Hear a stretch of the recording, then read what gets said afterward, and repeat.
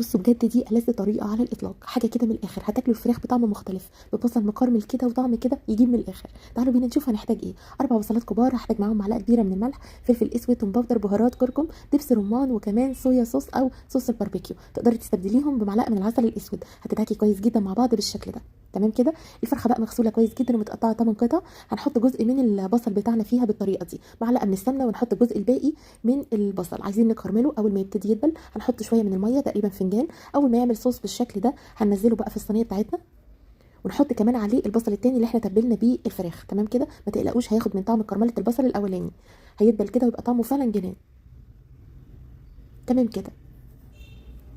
ورق زبده بقى وفايل، وهيدخل على الفرن فورا. الفرن متسخن مسبقا مش اقل من 10 دقائق. تمام كده. بياخد تقريبا ساعه الا ربع. قد ايه خطيره، حكايه، حاجه كده من الاخر، لازم بجد تجربوها، هتغير مفهومكم تماما عن الفراخ. دايبه ذوبان، وطعم البصل مكرمل فيها حكايه. لو اول